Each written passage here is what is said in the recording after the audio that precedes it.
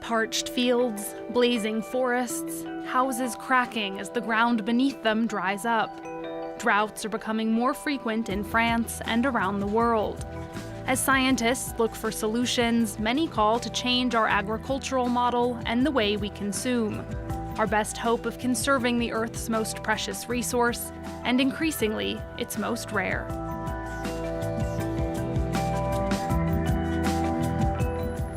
Welcome to this edition of France in Focus, where we are looking at drought, one of the key consequences of climate change.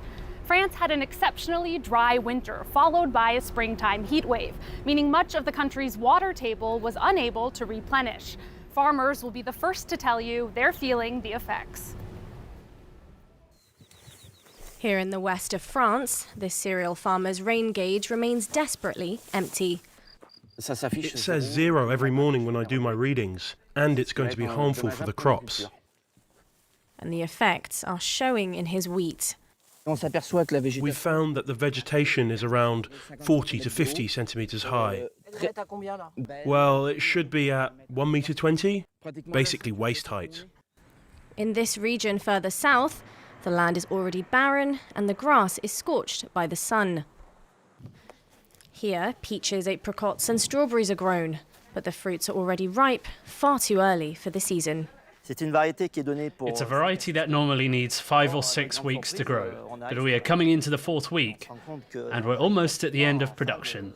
We're going to have a deficit of 25 to 30%.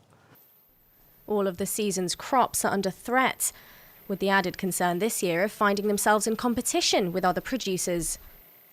We risk being in competition with our colleagues from the south, from the west. There will be traffic jams and prices will collapse. So it's not good for us. And the drought doesn't just affect crops, but forests too. Here in Livret in Brittany, this is already the 3rd fire since the beginning of the year, meaning 25 hectares have gone up in smoke. It's more than we've had for the last 10 years in the forest. It was very dry. It rained very little. So you have to be very careful everywhere. And it's not just the forest suffering, but also houses. On the Swiss border, this man is anxious about the consequences of the heat. Here is a crack that appeared in 2018, after the summer that followed the drought. So there's a risk of danger. If this wall collapses, the roof could follow, which would be catastrophic. But this family home has gone centuries without ever experiencing such damage. According to a soil study, the problem comes from the clay layers under the house's foundation. When it rains, the clay soaks up the water and swells up. But when there's drought, the clay retracts back like a sponge, and the house can collapse since it's no longer supported by the ground. Around here, hundreds of houses are affected, and the homeowners can only watch as the damage worsens over more periods of drought.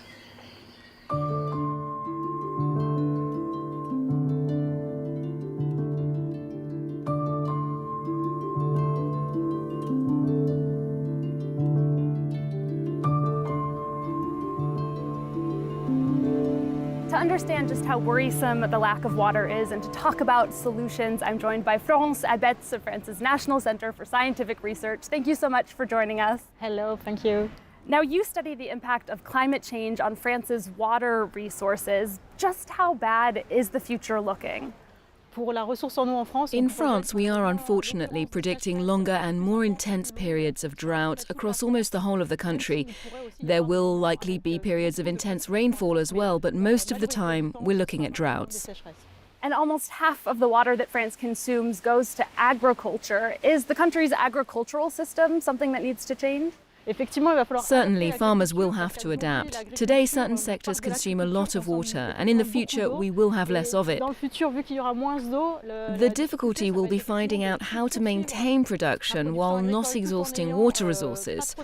And for this, we will have to adapt and prioritise the use of water for the crops that are most needed. We'll also have to choose the most suitable crops, bearing in mind that most are grown without irrigation today in France. Well, to ensure a supply of water for crops, some local authorities have constructed giant reservoirs, but as you'll see, the solution is controversial. Dry land and thirsty crops. For years, this crop farmer in Savoie, in the French Alps, watered his fields with public drinking water. But with droughts becoming more frequent, he had to adapt. This large hillside catchment was built in 2020. Its 12,000 cubic metre basin fills up with rainwater thanks to the natural runoff from the hill.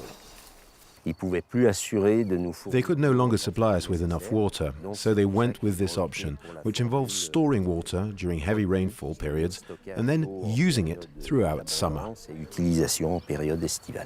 Near the western border in the Deux-Sèvres department, this huge water catchment has a capacity of 200,000 cubic metres. Unlike hillside catchments, this one is filled by pumping from the underground water table or from the rivers. This farmer's alfalfa field is drying out. He needs the crop to feed his goats. Without irrigation, we're finished. We'll have to stop breeding. We can't play on the weather. We can't guess when it will rain or not. So for us, the only solution to secure our food is irrigation. Around 15 farmers benefit from this basin, but for environmental associations, pumping has drastic consequences for the water table and for the whole ecosystem. This winter, the basins were filled with water from the water table. The level has never been so low in this area. It's a scandal. The collective regularly organises demonstrations to denounce the monopolisation of water by the agro-industry.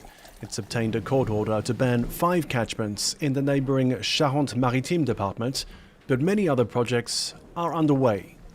Another 1,000 like this could surface in France over the coming years. We just saw farmers pumping groundwater to water their crops, but the water table is also drying up, so that's not exactly a sustainable solution, is it? It's true that this is a complicated solution. Instead of pumping groundwater during the summer, we did it in winter, thinking it would be easier and wouldn't have too much impact on the environment. But the water that's there in wintertime also feeds rivers later in the summer, so even in winter it can't really be expended. This year is a very dry year, and water extraction had to be stopped due to the low water levels. It's dangerous for the water levels, and so it's not really a miracle solution. And with the water table drying up also, what other solutions do farmers have? Well, indeed, there will have to be many solutions. There's no miracle solution. The first is obviously to adapt crops to water resources, but also to work the soil less and ensure the soil is able to contain more rainwater and feed the plants on its own. Producing energy also uses a lot of water. In fact, 31% of the water consumed in France is used to cool down its power stations. How do we factor that into solutions? Yes, cooling down power stations does consume a lot of water, but so does producing hydroelectricity. So we need to reduce our energy consumption, which will mean more water in periods of drought. It's very important to be able to continue to produce water during drought, so reducing energy consumption is key. Renewable energies such as wind and solar power are more independent of water resources and so less of a problem. And as citizens, we can also consume less water, and it's not just about taking shorter showers. There's also so-called virtual or invisible water. Can you explain what that is? Well, everything we produce consumes water, either directly, like plants or clothes, which are often made from plants and that uses water, but also in car production, for example. You have to extract minerals, that consumes water.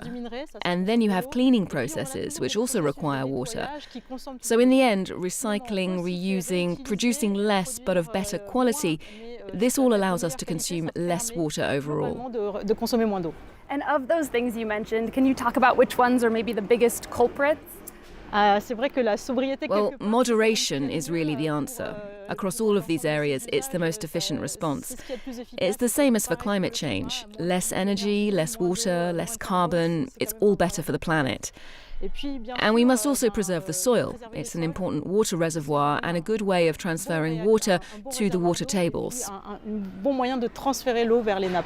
Well, on that note, China has built so-called sponge cities to absorb more water. Can you talk about how tearing up concrete and measures like that might help also keep our water supply? In big cities, it's very important to allow water to infiltrate the soil and the water tables.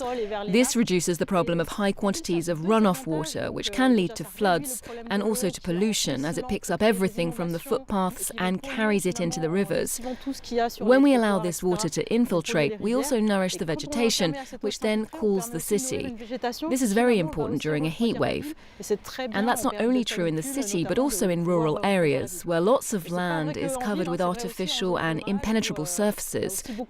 It's true everywhere, even if the heat effect is less important in these areas. But it's still important to allow this water to infiltrate the soil and the water tables. Florence Abetz, thank you so much. Merci beaucoup. Thank you.